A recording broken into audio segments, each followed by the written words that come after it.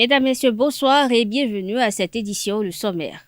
46 élus locaux du BR dans la commune de Comé sont désormais membres du parti Union Progressiste Le Renouveau. Ils ont officialisé leur appartenance au cours d'une cérémonie officielle de déclaration d'adhésion le dimanche 18 septembre dernier.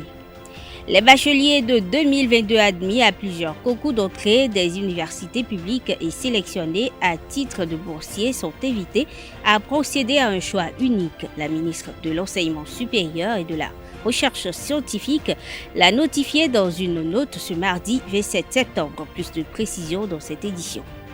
Assinondés de Bouvier-Peul ont été emportés par les eaux de la rivière en crue la semaine dernière. Nous y reviendrons.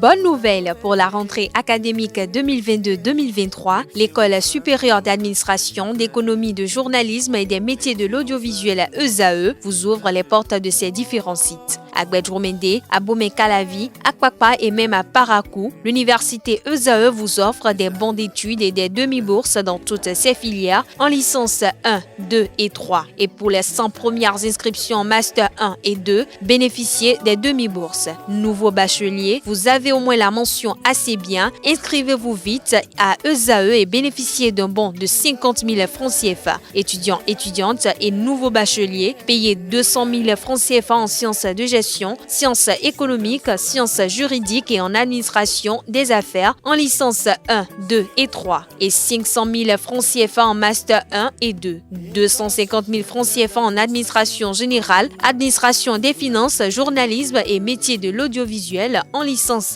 1, 2 et 3 et 600 000 francs CFA en master 1 et 2. Alors, inscrivez-vous vite et profitez des offres exceptionnelles mais également d'un enseignement de qualité à l'université d'excellence ESAE. Infoline 90 93 65 21 ou le 98 98 14 00. ESAE, l'excellence a un nom.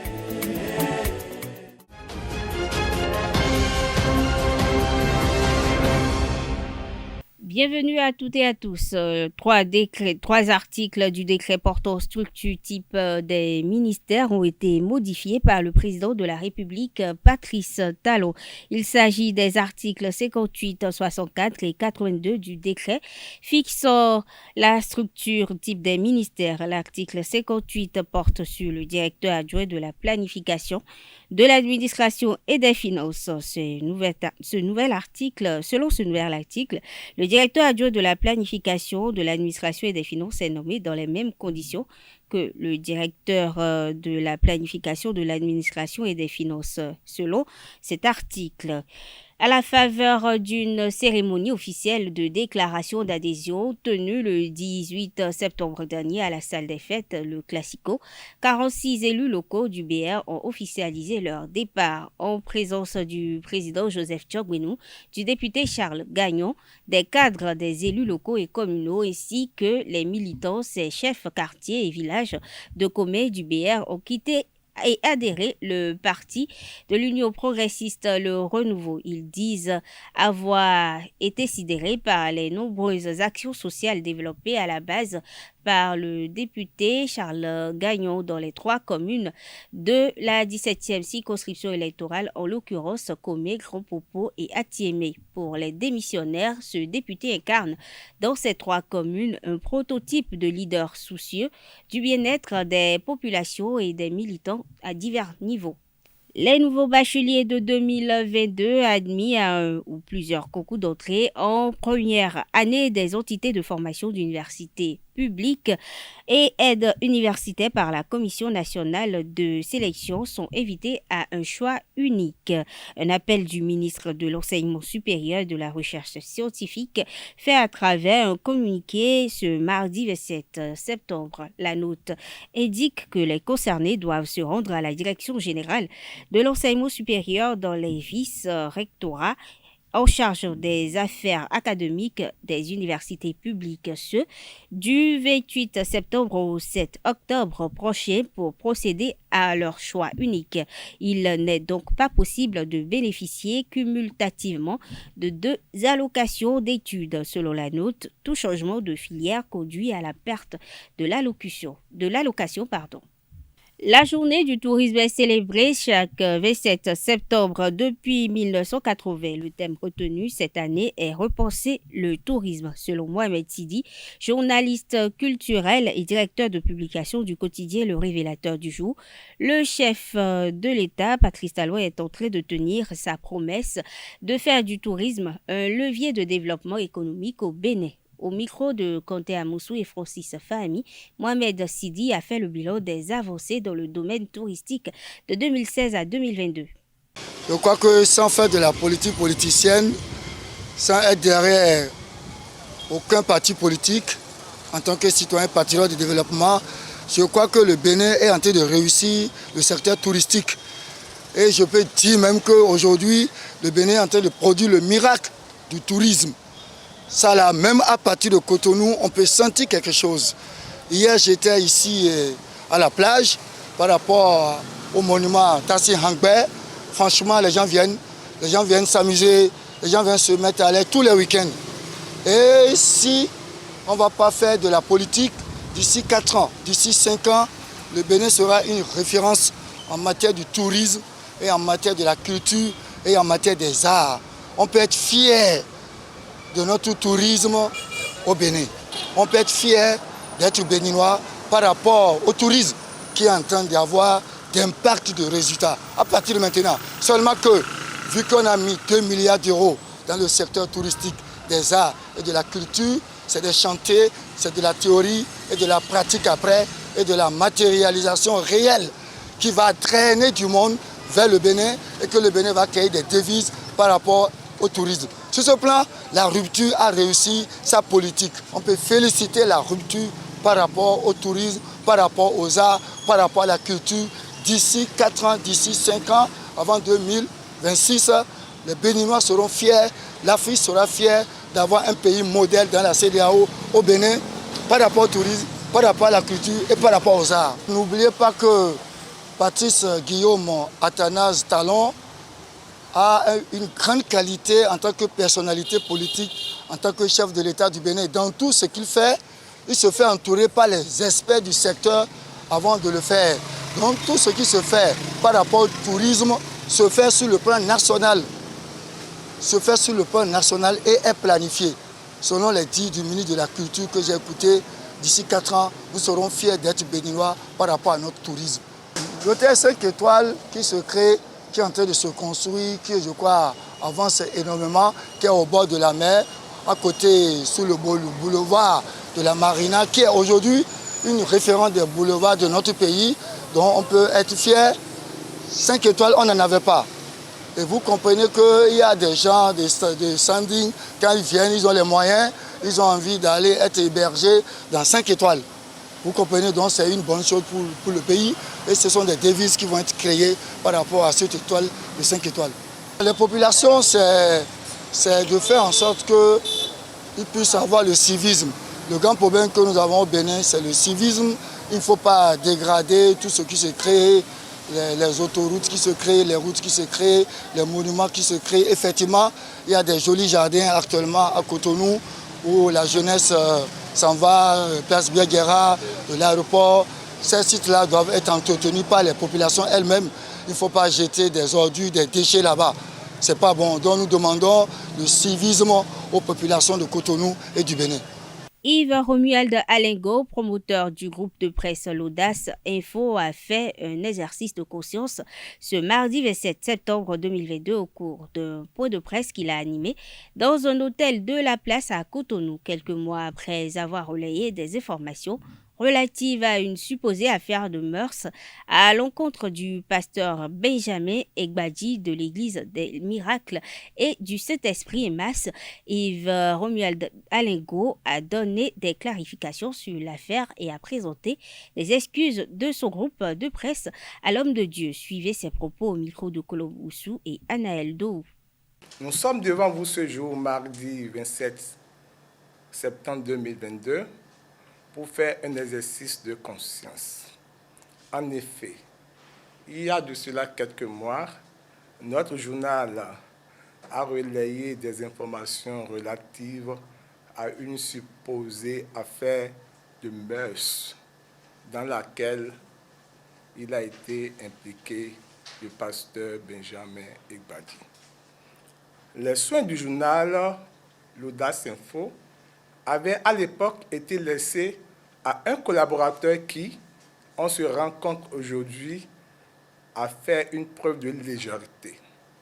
En effet, lorsque nous avons été externes en justice par le pasteur fondateur de l'église EMAS, lorsque nous avons reçu la sommation interpellative Espoir à nous adressée par un cabinet d'huissier, nous avons décidé, afin de nous défendre correctement devant la justice, d'aller au tréfonds de l'affaire pour ne point trébucher devant le tribunal. C'est dans cette quête que nous avons été déçus, très déçus, de constater que tout ce qui a été dit et fait ne sont que fruits de machination, de méchanceté, de complots savamment orchestrés pour salir une personnalité religieuse, le pasteur Benjamin Egbadi, dont le péché aura été d'être au service des plus déshérités, en particulier, et des Béninois en général. Nous sommes convaincus que la justice béninoise n'est pas dupe et ne saurait se laisser berner par des comploteurs instigateurs de cette vilaine affaire dans le seul et unique but de jeter de l'opprobre sur un respectable pasteur afin de faire de la diversion, parce qu'ils auraient des dossiers pendant le tribunal d'Abomey-Calavi. Ils sont allés jusqu'à vouloir hypothéquer l'avenir professionnel d'une dame, la pauvre, la docteure Nora Adjiwanou, et les colporteurs de raconter des ragots sur cette dernière.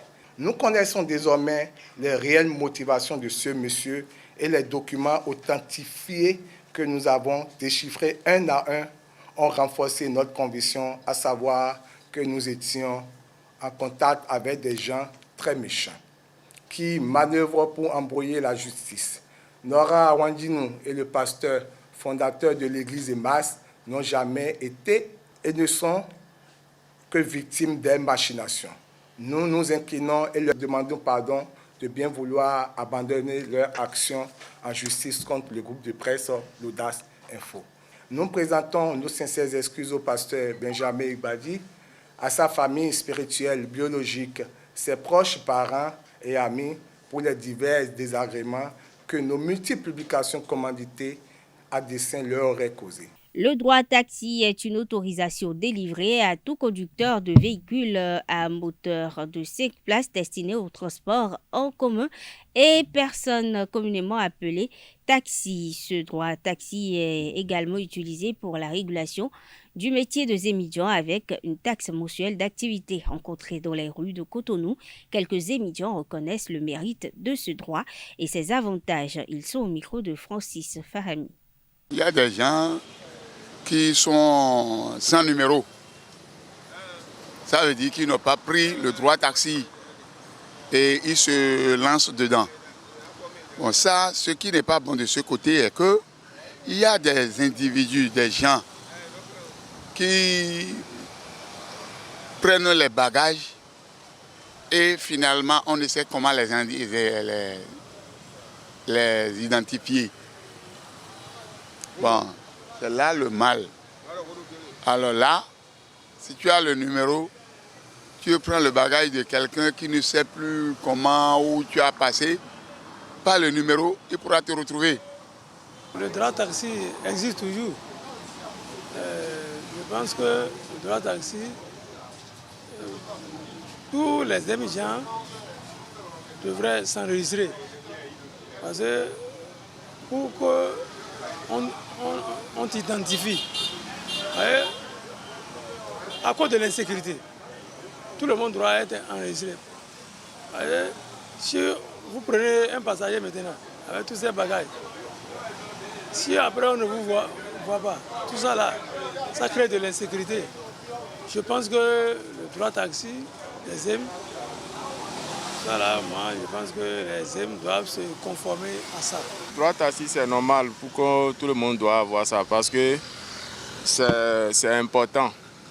Il y a d'autres clients qui peuvent te confier quelque chose et après, ils ne trouvent plus le conducteur qui a pris le truc chez eux, quoi. Donc ça amène des problèmes souvent. Donc droit taxi là c'est important parce que si tu as droit taxi, l'État va savoir que tu conduis en ville, quoi. Donc s'il y a un problème, il peut te retrouver. Donc si nous voulons que nos clients vont avoir confiance, il faut qu'on va avoir notre droit taxi. Donc c'est un peu important. Affaire de droit taxi, on va à la mairie quand tu as la moto et tu payes 5100 francs pour le droit taxi. On te donne le papier. Bon, on va à la mairie, ils nous accueillent en tout cas simplement. Seulement, il y a des fois, ils nous retardent. Comment ils prennent les dossiers, le papier de la moto, et photocopie de ta carte d'identité. Et au lieu de le faire auto, ils sont dedans beaucoup, mais pourtant on laisse tout à la charge d'une seule personne qui te dit de partir et revenir à tel jour. Moi, c'est ce qu'on m'a fait pour la dernière fois. J'ai fait une semaine avant de trouver mon droit taxi à la mairie. Je pense qu'ils doivent leur donner des bons maillots. Vous voyez, les maillots là, moi je ne sais pas. Après, vous voyez les numéros, bon, vous ne pouvez même pas lire les numéros. Ce n'est pas bien. Je pense que si vous pouvez... À partir du moment où ils ont payé, je ne sais pas, c'est 5 000 ou 6 000, non? Et donc, on doit leur renouveler la chemise avec des numéros bien écrits.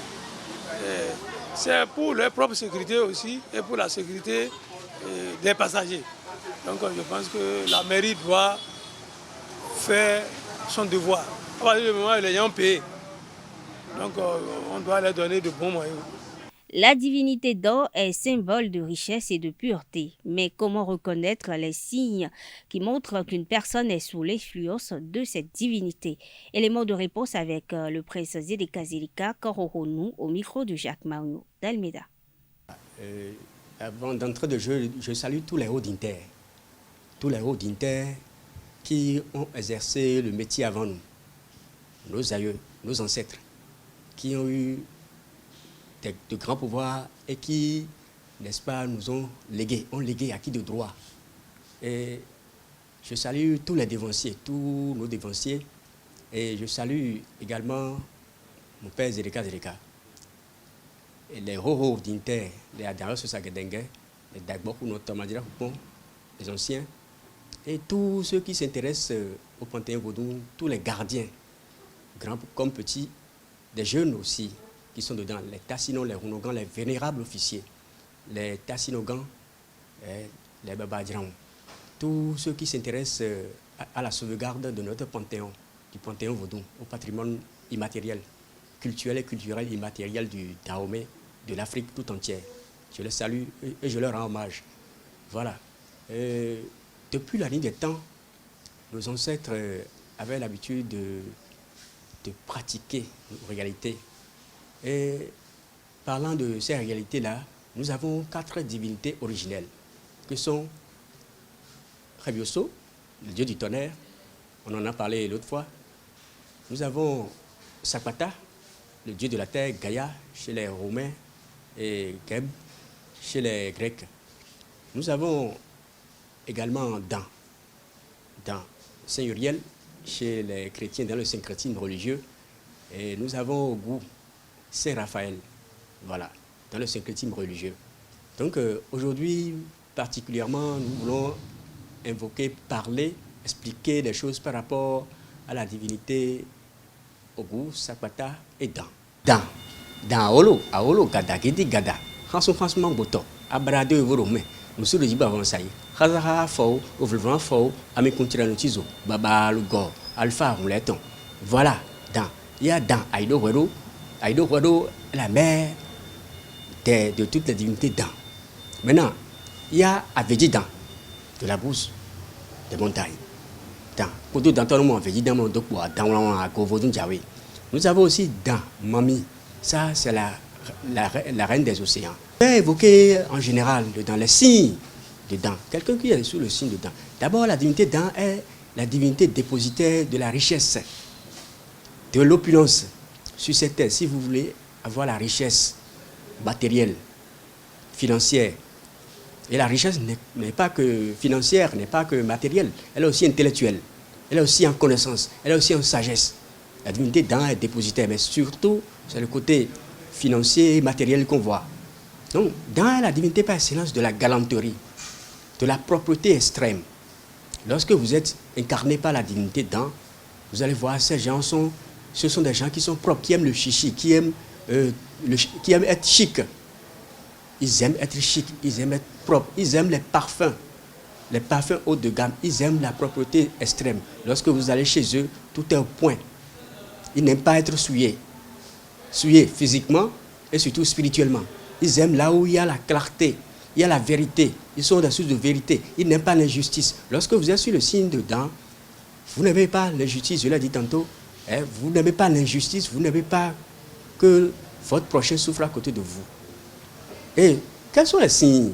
Dan a l'habitude de faire des signes annonciateurs aux individus, aux personnes qui l'incarnent, sans que la personne le sache. Mais il faut au préalable faire des consultations pour déterminer de quel type de Dan il s'agit. Maintenant, avant de venir aux différentes consultations, je vais dire les signes annonciateurs. Quels signes la divinité Dan fait dans la vie d'un individu qu'il incarne ou bien qu'il veut incarner. D'accord? Quels sont ces signes? Lorsque vous dormez, ou bien vous rêvez, vous voyez dans l'eau, vous voyez tout le temps dans l'eau. Non, ne dites pas que c'est la sorcellerie, non. Ça n'a rien à y voir. Vous rêvez, vous voyez souvent dans l'eau, ou bien vous voyez entouré d'eau, ou bien vous voyez dans la mer, dans les bas-fonds, dans les eaux douces, ou à la plage. Sachez que vous êtes sur le signe de Dan. L'embarcation de Bouvier-Peul en déplacement sur la rivière Suedaru a chaviré. La semaine écoulée a s'inondé. Les deux ont été emportés par les eaux de la rivière en crue. Pour rappel, la montée des eaux a provoqué de nombreux dégâts dans des champs détruits et des routes inondées depuis quelques semaines. Mesdames, Messieurs, la page internationale de cette édition est une compilation de Nassirine Fatoumbi. Suivez.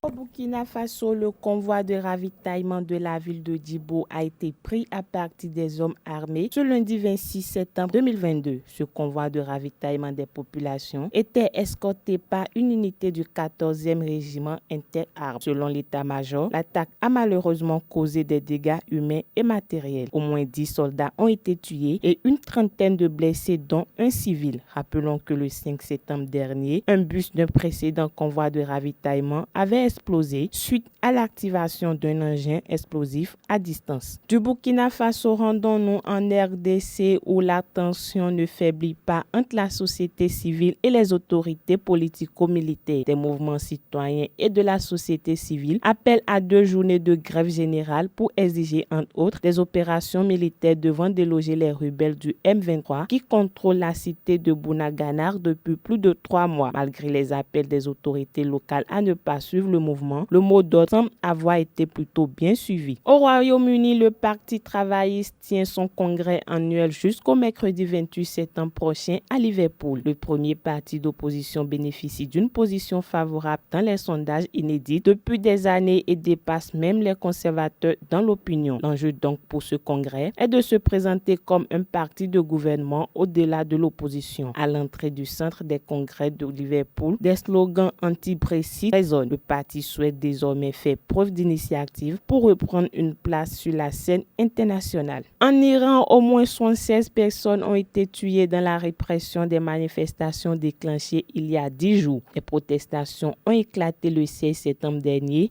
après le décès à l'hôpital d'une jeune iranienne de 22 ans arrêtée 3 jours auparavant à Téhéran pour non-respect du code vestimentaire strict pour les femmes en République islamique d'Iran. Depuis lors, les Iraniens descendent chaque soir dans la rue et ailleurs dans le pays. Les autorités iraniennes ont jusque-là donné un bilan de 41 morts, incluant manifestants et forces de l'ordre. Elles ont aussi annoncé l'arrestation de plus de 1200 manifestants. Outre ces arrestations, le Comité pour la protection des journalistes a fait état de l'arrestation de 20 journalistes iraniens de.